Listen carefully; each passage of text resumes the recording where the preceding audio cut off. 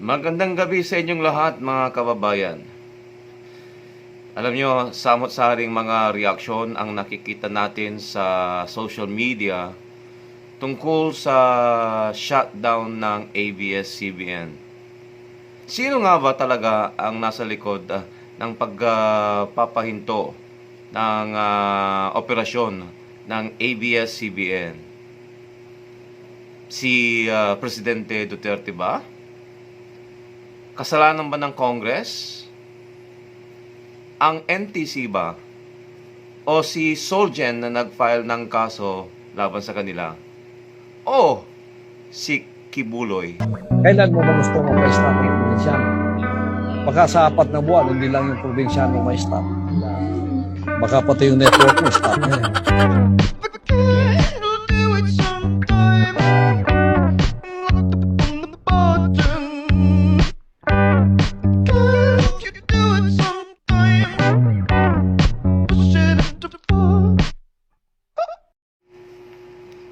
Para tayo ay malinawan at masagot ang ating mga katanungan kung sino nga ba ang nasa likod ng hindi pagrenew ng prangkisa ng ABS-CBN at kung bakit ito na-shutdown at hindi na magpatuloy sa kanilang operasyon.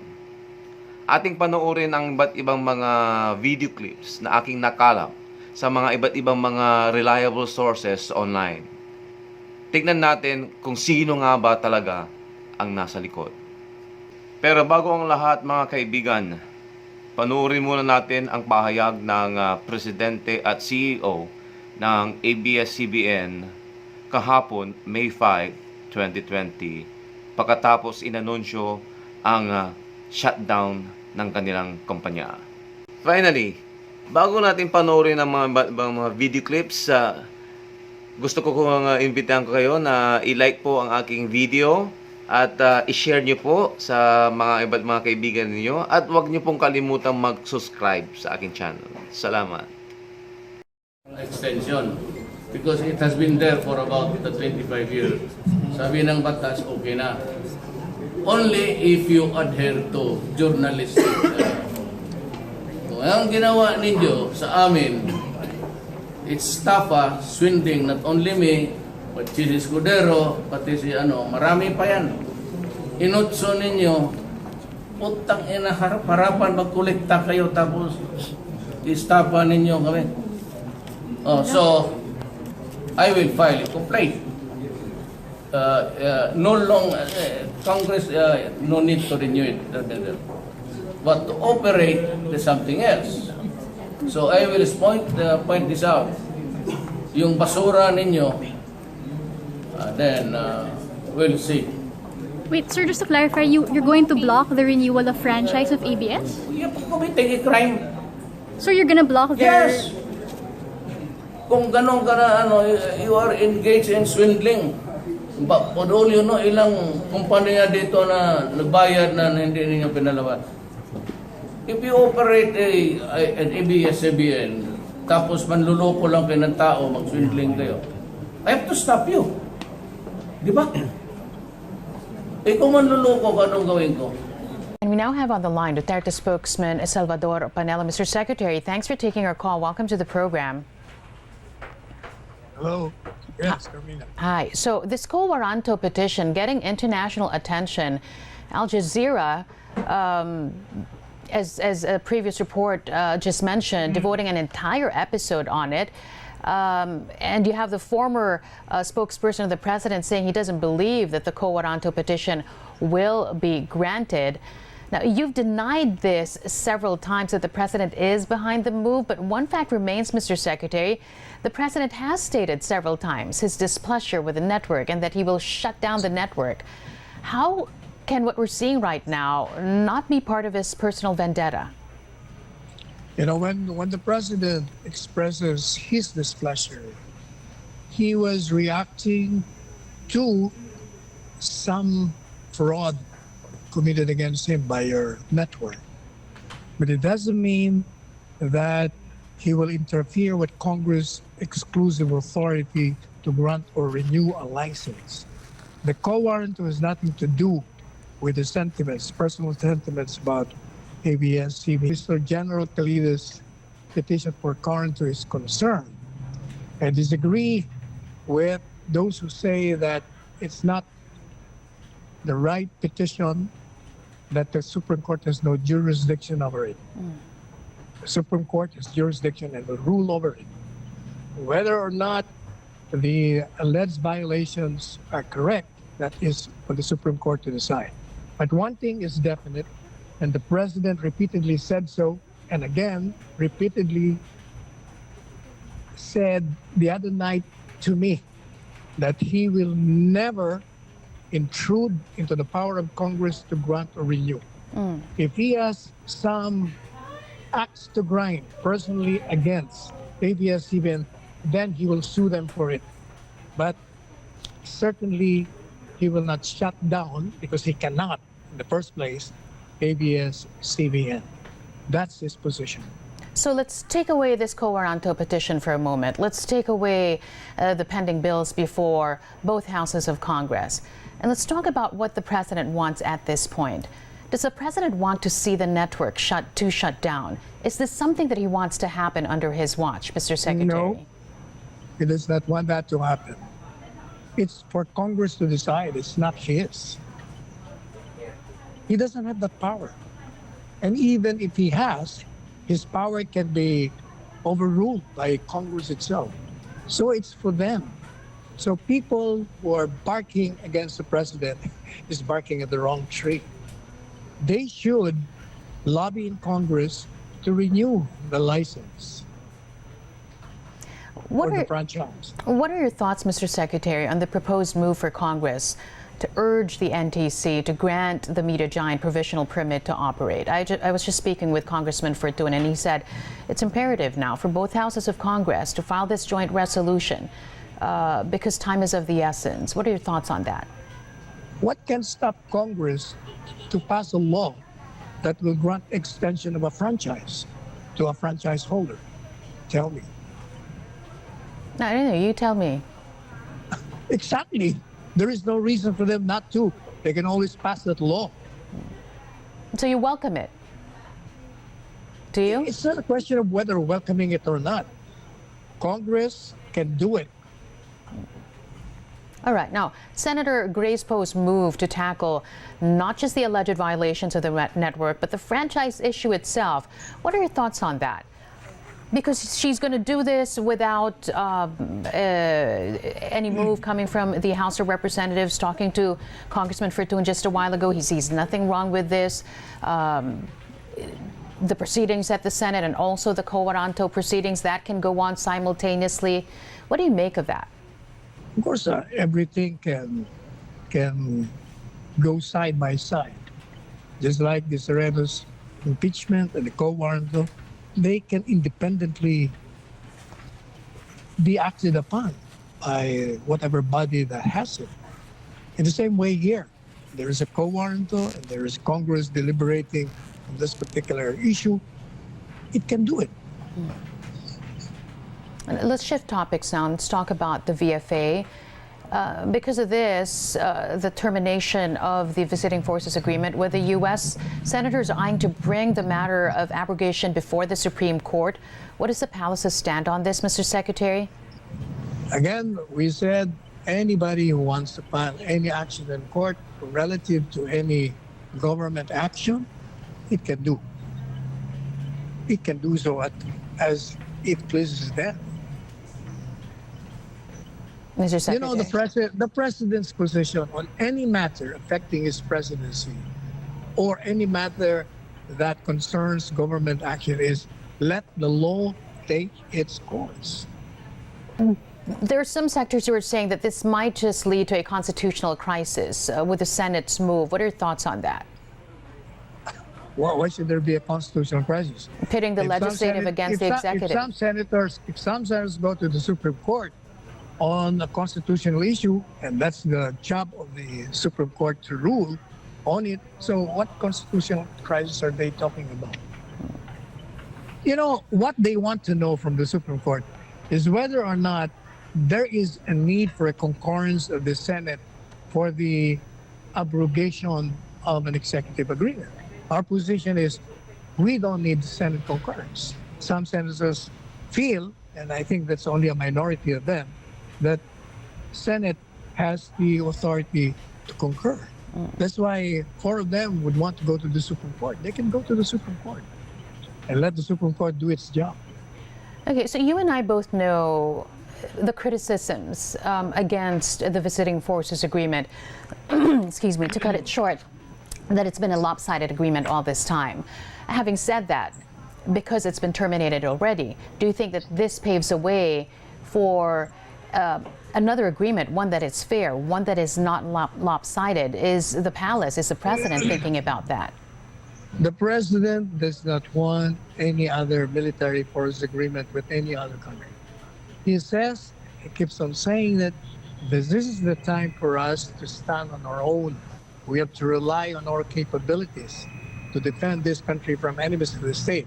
And you know, he mentioned something the other night, which people should be pondering about. He said, what are they afraid of? We do not have enemies. Tell me, Carmina, do you know of any country who is our enemy? Well, I That do is- know that China, for example, has been intruding and committing all these violations against our fishermen, and you know that's one face of it, and the other side of it also is pogo operations as well, links to illegal activities, and you have spoken about that as well.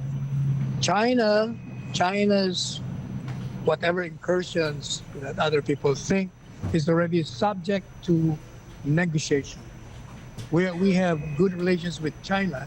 There are other aspects of international relations that are being touched upon. It's, the conflict in the South China Sea is not the be-all and end-all of these relations. There are many other subject matters that we can touch on and tackle upon. All right, so if there are any proposal to have or to forge a VFA, a similar one with China, can we assume No. now that the palace, the president, is going to thumb that down? The president said no more any other agreements with any other country. He says, when are we going to stand alone? If not today, when? This is the time. And I think he's right on that. We cannot be relying on other countries to defend ourselves. All right, we're going to have to leave it at that. Secretary Salvador Panelo, spokesperson of the president, as always, thanks for taking our call. Thank you, Fabian. All right. While senators questioned ABS-CBN executives at the Senate, the House Committee on Legislative Franchises met to approve 3 pending franchise applications. Bills for ABS-CBN's franchise renewal were not part of the agenda. But in the middle of the hearing, Committee Chairman and Palawan Representative Franz Alvarez made an announcement.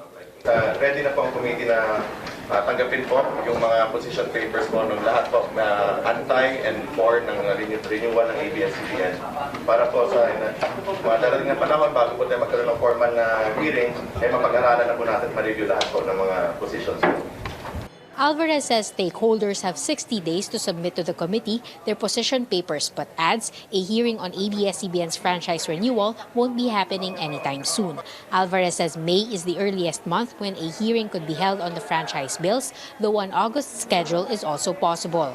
The National Telecommunications Commission told lawmakers at the hearing it was still awaiting the Justice Department's opinion on whether ABS-CBN can remain on air after its franchise expires on May 4th. Nagsabi na ho yung chairman na we will abide by the president. Pero ho, sa NTC, ano pa po subject pa for DOJ opinion. Medyo malabo.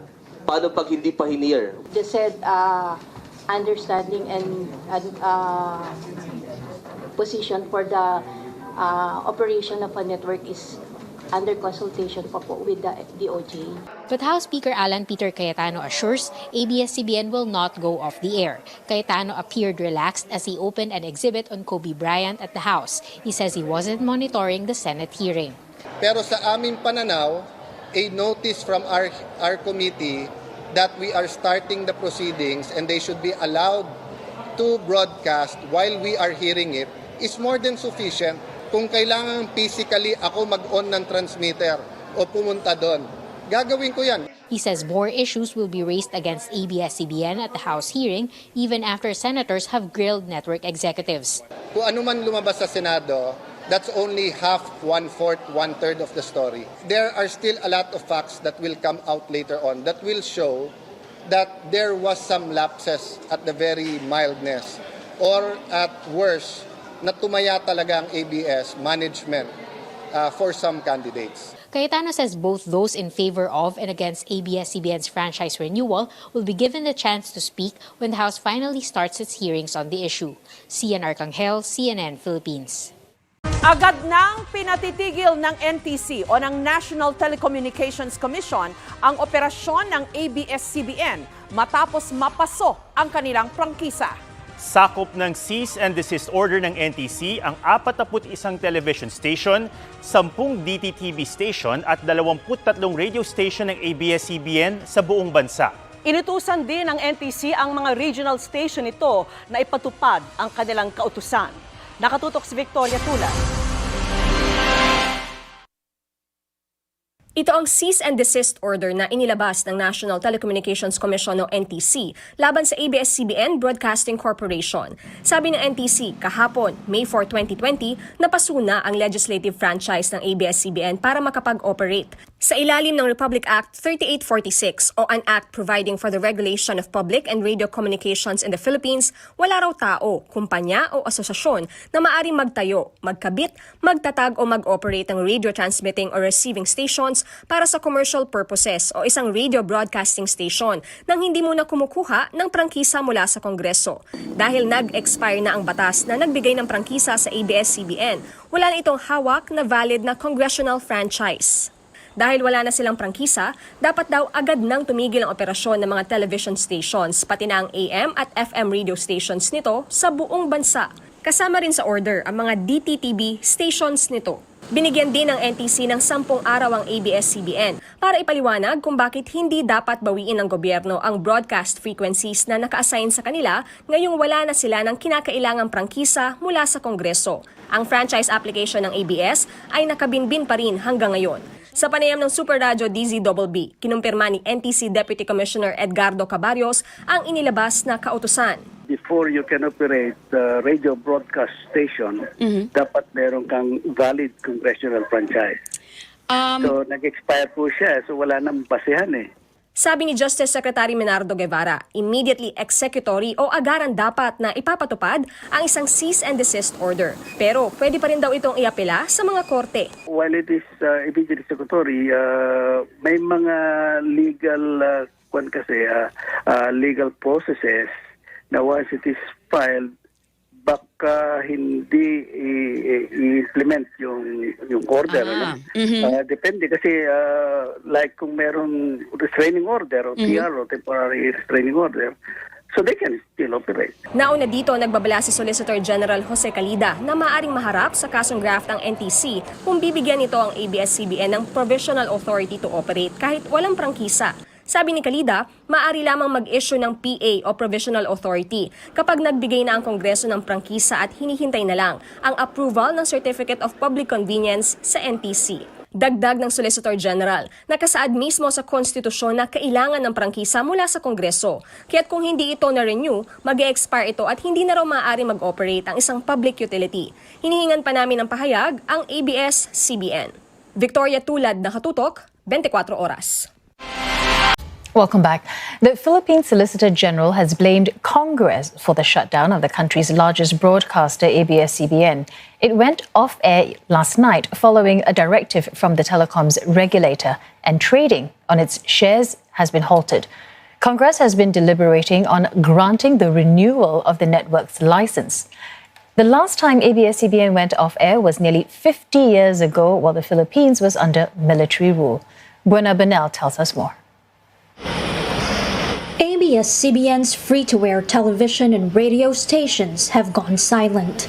Although it can still operate its cable news channel and digital platforms, millions in the Philippines rely on free-to-air broadcasts outside urban centers due to poor internet access in rural areas.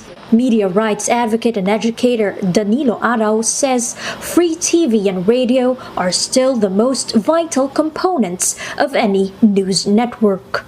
People rely more on radio, but television is not far behind, given that the reception of many TV stations would be quite far-reaching.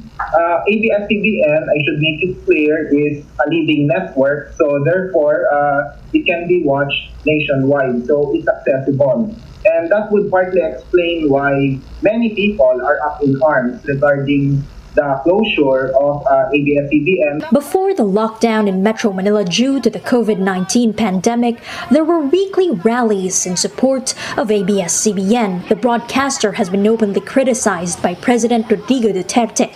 He has accused it of failing to air some of his 2016 election campaign ads. Protests like this have been held regularly since mid-January, and it's attended by artists, journalists, and the rank-and-file employees of the network. It's also supported by various other labor and human rights groups. Advocates say the move to shut down ABS-CBN is fundamentally a press freedom issue, as it shows whether or not government leaders are able to protect media players they do not agree with.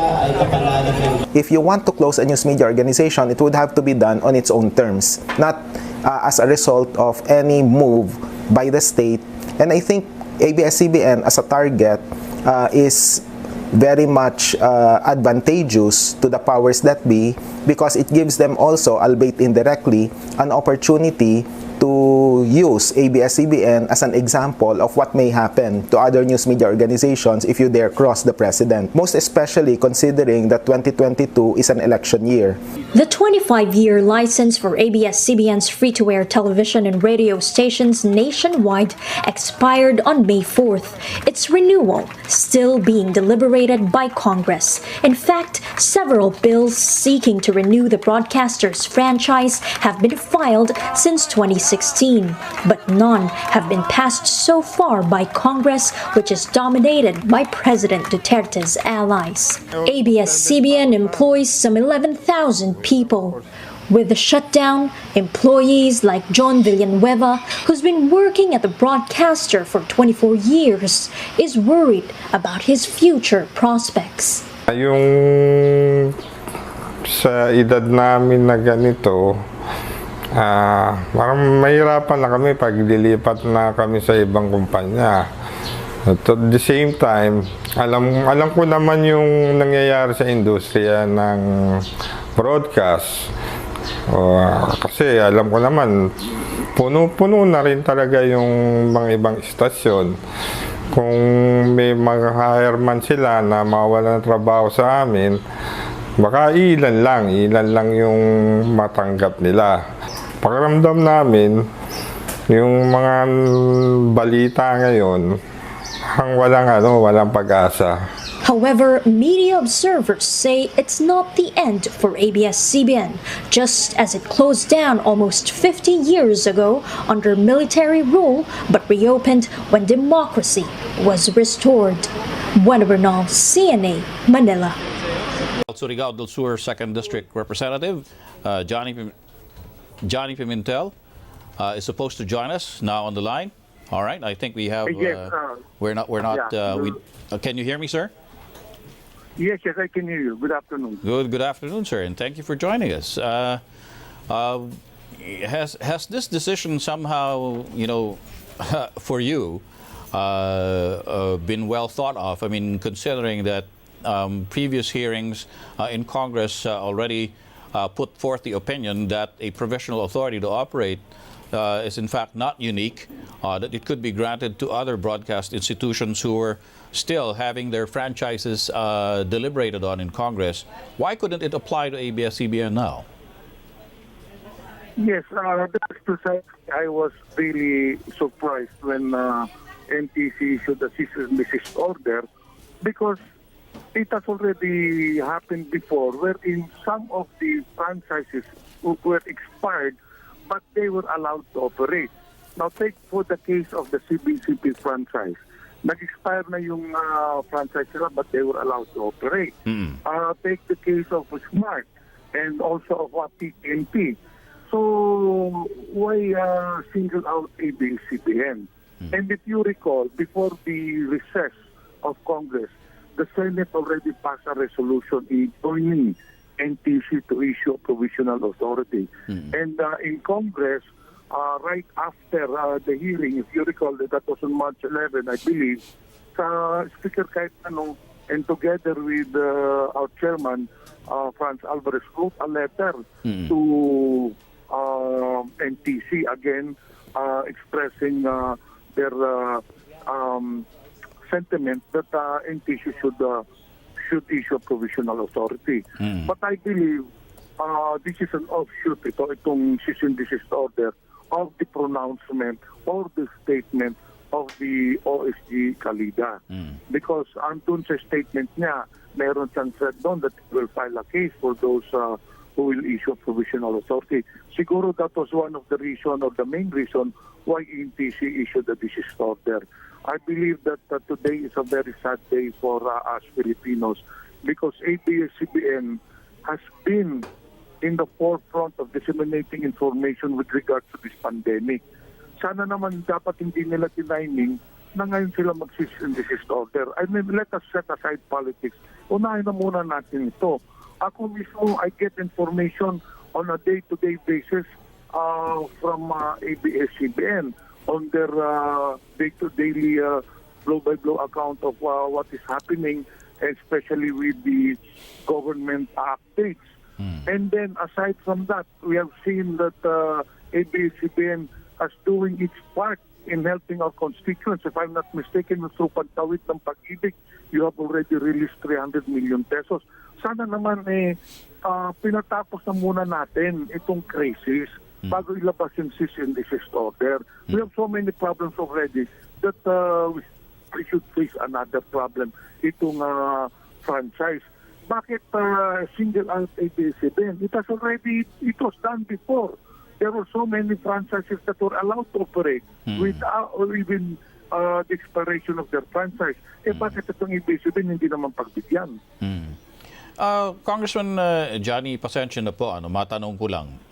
Kapag po ba naglabas kunwari ng opinion na ganito at yung Office of the Solicitor General, may kasama pa pong banta ito, no? Maaari daw nilang kasuhan kung sino mang kawani ng DOJ at NTC na magbigay ng provisional authority.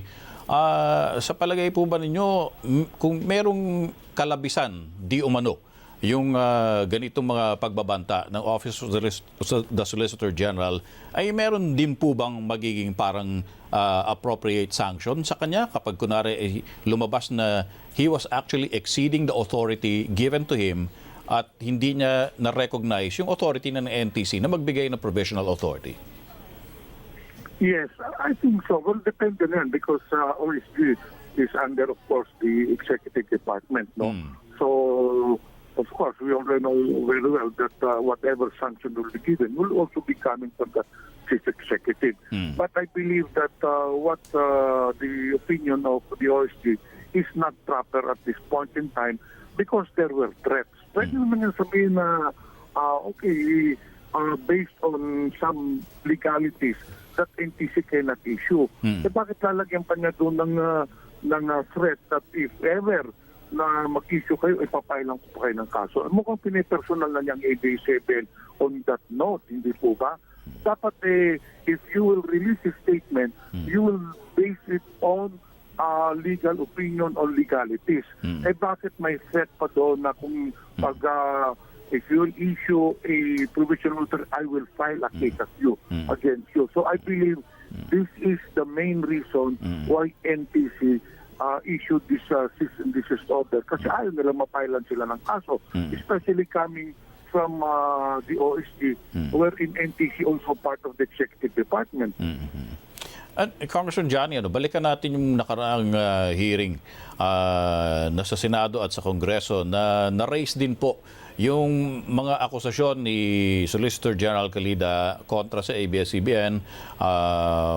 Meron pong yung mga sinasabi niya na hindi nakapagbayad ng buwis, meron yung pag-ooperate daw ng pay-per-view na hindi otorisado.